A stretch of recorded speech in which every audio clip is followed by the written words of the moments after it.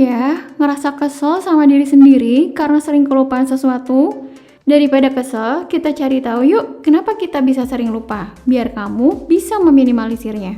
Sebelum itu, subscribe dan aktifkan tombol lonceng biar gak ketinggalan berbagai informasi baru dan menarik dari Find Out ya. Lupa merupakan interpretasi dari kegagalan otak dalam mengambil ingatan atau memori yang sudah disimpan sebelumnya.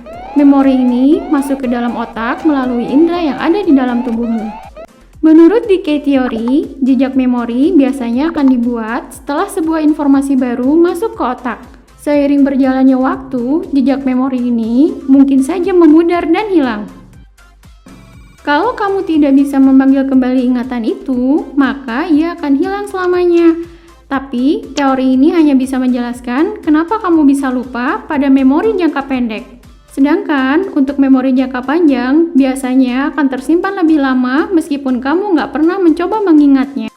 Otak juga sebenarnya hanya menyimpan informasi yang penting saja ya guys, dan cenderung membuang yang nggak penting. Jadi, kalau kamu masih keinget mantan terus, itu tandanya mantan kamu emang sepenting itu. Bercanda deh. Meski begitu, ada juga kok beberapa pemicu lain yang bisa bikin kamu sering lupa. Pemicu ini bisa dari sisi medis, psikologis, dan juga gaya hidup. Yuk kita cari tahu satu-satu. Dari sisi medis, kekurangan gizi bisa menjadi salah satu pemicu. Otak membutuhkan nutrisi seperti protein, omega 3, serta vitamin dan mineral agar bisa bekerja optimal guys. Kekurangan nutrisi tertentu akan mengganggu kinerja otak ya guys, apalagi kalau kamu punya gangguan tiroid yang bisa bikin proses metabolisme nutrisi dan energi menjadi terhambat. Beberapa jenis obat yang kamu konsumsi bahkan bisa mengganggu daya ingat.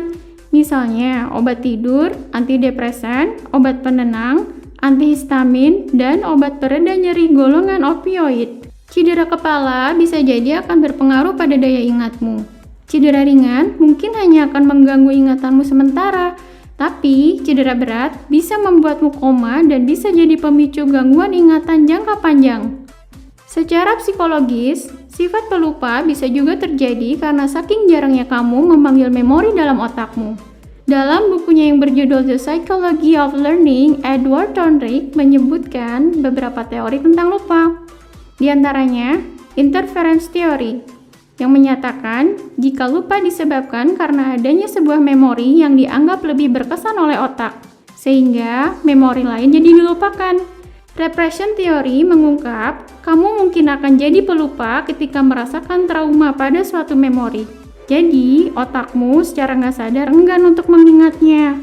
Ada juga istilah motivated forgetting atau motivasi untuk melupakan secara sadar.